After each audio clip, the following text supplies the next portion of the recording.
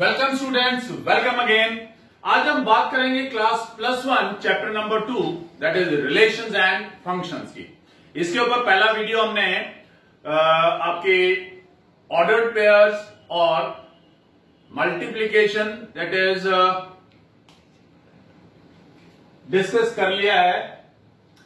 अब हम बात करेंगे रिलेशन की। What is a relation? क्योंकि कार्टेशियन मल्टीप्लिकेशन हमने डिस्कस कर लिया, ऑर्डर्ड पेयर्स अब हमें मालूम है क्या होते हैं। तो सबसे पहले रिलेशन, और relation is a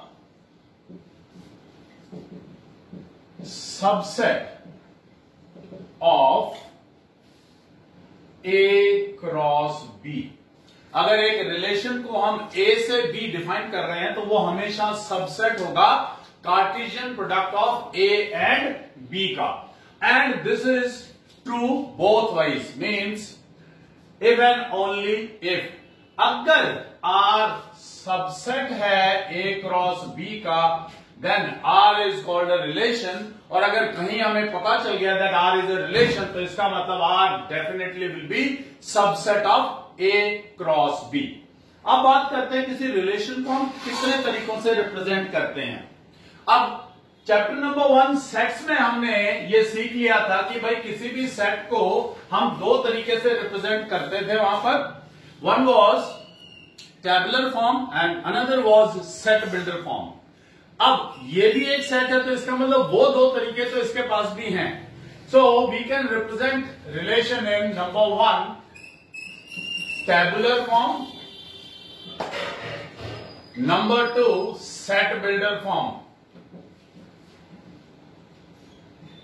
and number 3 arrow diagram method। so इन तीनों के बारे में बात करते हैं। what is a tabular form? जैसे कोई यार relation can be written as 1, 3, 2, 5, 3,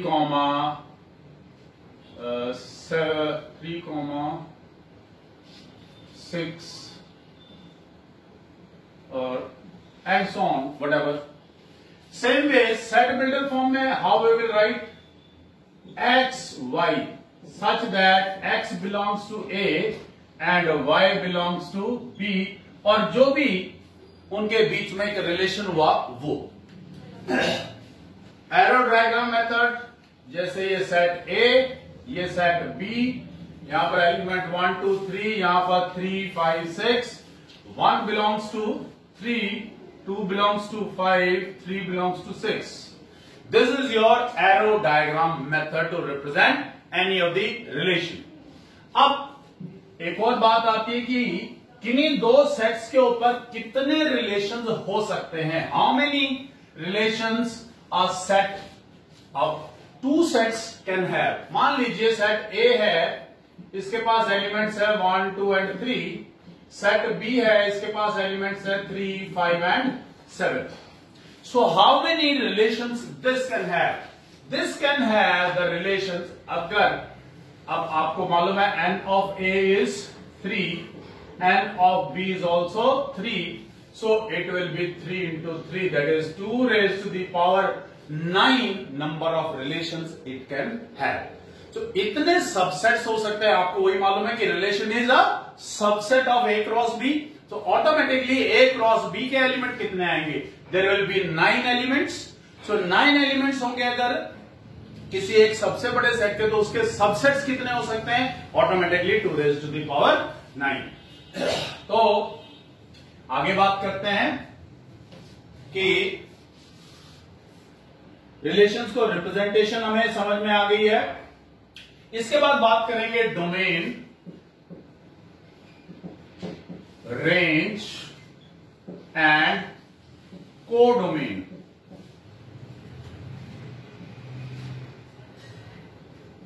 of a relation. अब let's understand it। suppose this is a relation and it has elements 1, 3, 2, 5, 3, 7, set A was 1, 2, 3 and suppose 4 also. Set B is 3, 5, 7, 9. So automatically this R is a subset of A cross B. It is clear. So what is the domain of R? Domain of R. Domain का मतलब है वो सारे elements जिनकी एक image find out कर सकते हैं, यानी जो एलिमेंट्स किसी एलिमेंट के साथ जाकर के ज्वाइन कर रहे हैं, यानी 1 ज्वाइन कर रहा है किसी के साथ, 2 ज्वाइन कर रहा है और 3. So this is called domain of R. What is range? यानी जो एलिमेंट्स ज्वाइन हुए हैं इनके साथ वो कहलाएंगी range. 3, 5 and 7. What is codomain? Codomain is set B, यानी जिस सेट में से रेंज के एलिमेंट्स फाइंड आउट किए हमने, that is codomain. So your codomain is complete set B. So ये हो गया आपके पास domain, range and codomain of a set of a relation. तो अब बात करते हैं टाइप्स. कितने टाइप के रिलेशंस हैं, किस किस टाइप के रिलेशंस आपके सिलेबस में है +1 के अंदर. सो सबसे पहले बात करते हैं नंबर 1, आइडेंटिटी रिलेशन.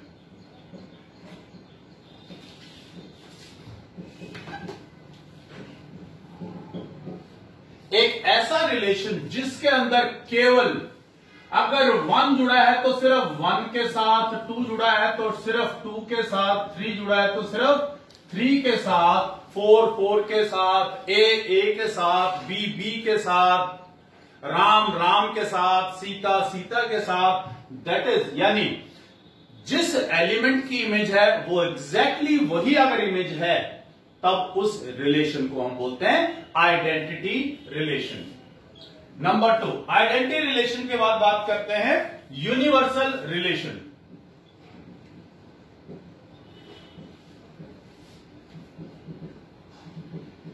अब जो भी A क्रॉस B बना है, अगर कोई दो सेट्स है A एंड B, तो A क्रॉस B यानी Cartesian product of those two sets, जो भी वो सेट आया है, that is called the biggest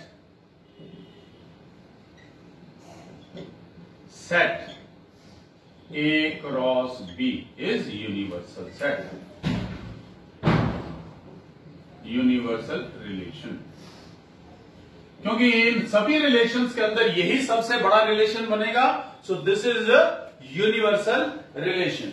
उसके बाद आता है वॉइड रिलेशन, नल, जिसके अंदर कोई भी एलिमेंट ना हो, that is null void relation.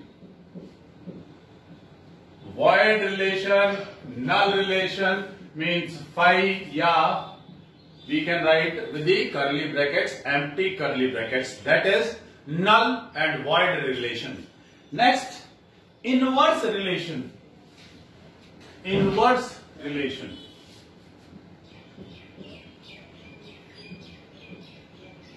अब मान लीजिए आपके पास सेट A क्रॉस B में से एक रिलेशन है R, जिसके अंदर वैल्यूज हैं 1, 2, 3, 5, 4, 7.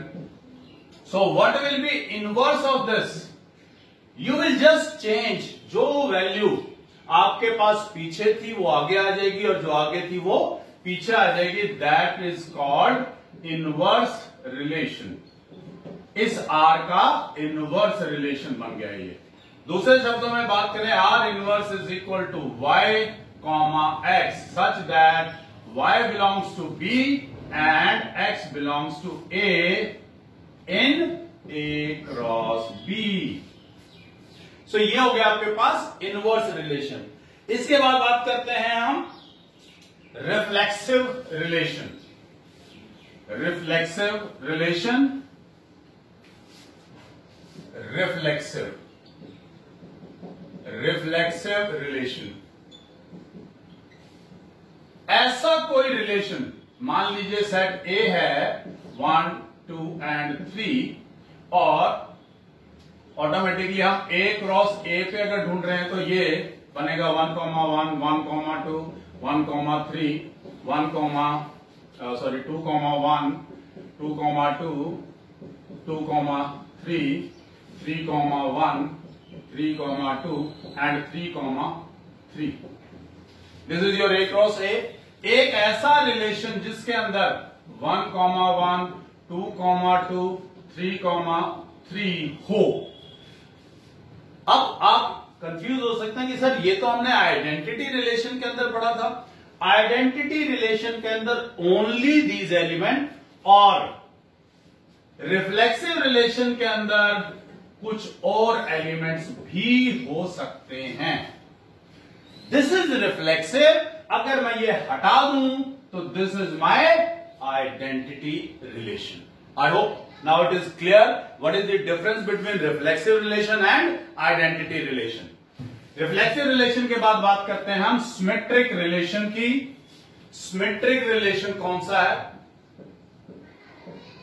Symmetric relation एक ऐसा रिलेशन कहता अगर बाई चांस कहीं A, B बिलोंग करता है R को, यानी अगर एक एलिमेंट है 1, 2 तो definitely B, A should also belong to R, यानी 2, 1 भी R में अगर है तो वो रिलेशन रिफ्लेक्सिव है। जैसे एग्जांपल देते हैं हम आपको 1, 3, 2, 5 एंड 3, 1 एंड 5, 2, और हो सकता है 2, 2 भी हो इसमें, क्योंकि अब इसको दोबारा लिखने की रिक्वायरमेंट नहीं है। 2, 2 can not be written it again, so it is a symmetric relation. So I hope clear है आपको। आप देख सकते हैं 1, 3 है तो 3, 1 भी है, 2, 5 है तो 5, 2 भी है, 2, 2 है तो 2, 2 भी है इसके अंदर। सो this is called symmetric relation. तीसरा आपके पास आ जाता है रिफ्लेक्सिव रिलेशन। रिफ्लेक्सिव रिलेशन,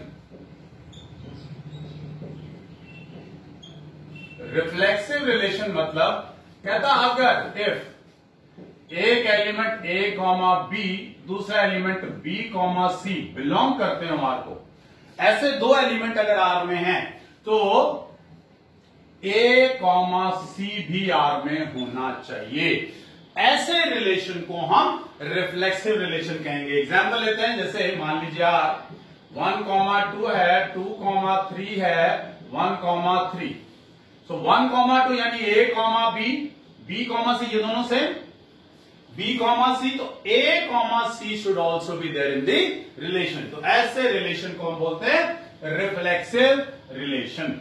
सो अब आपके पास जो क्वेश्चंस आते हैं एक्सरसाइज के अंदर, वही रिलेशंस को फाइंड आउट करने के आते हैं कि ये कैसा रिलेशन है आप बताइए, या फाइंड आउट द रिलेशन। तो इस टाइप के अगर क्वेश्चंस हैं तो कुछ एग्जांपल लेते हैं। Let's see 1 or 2 examples. So कहता है let A is equal to X, Y,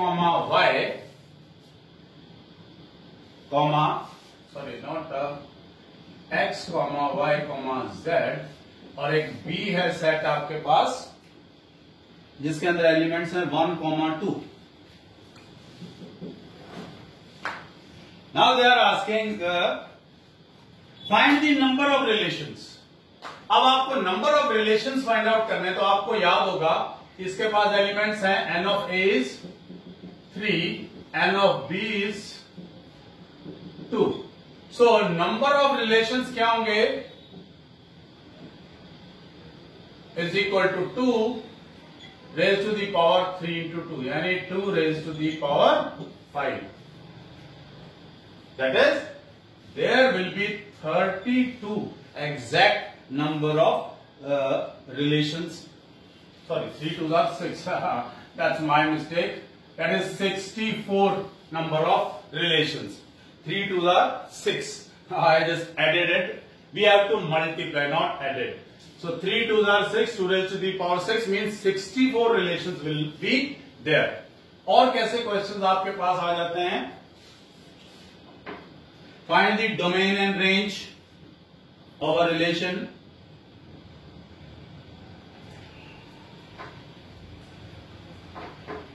अब ऐसा क्वेश्चन लेते हैं कि A is equal to 1, 2, 3, B is equal to 4, 5, 6, and relation is 2 less than, this is the relation, यानी पहली वैल्यू दूसरे से 2 कम होनी चाहिए। तो R क्या आएगा आपके पास यहां पे, 1 से 2 छोटा, 1 किसी से भी 2 छोटा नहीं है, यहाँ ना तो 4 से 2 छोटा है, ना 5 से, ना 6 से। 2 है 4 से 2 छोटा, 3 है 5 से 2 छोटा। So this has come your relation. So domain will be, domain क्या है आपके पास, domain will be 2, 3 and range will be 4, 5. So this is your domain and range. So here we complete the concept of relations. After that, in the next video we'll discuss about the functions. Before completing this, you have to think in the directions. आपके पास 3 किस्म की representation है, एक overview ले लेते हैं इसके अंदर। आर रिलेशन क्या है, एक सबसेट है किसका, A क्रॉस B का, और आपने टाइप्स किस किस टाइप्स के हैं वो, डोमेन क्या है, रेंज क्या है और कोडोमेन क्या है। This is the total concept of relation. इसके बाद हम फंक्शंस करेंगे and then that chapter will be over. Thank you.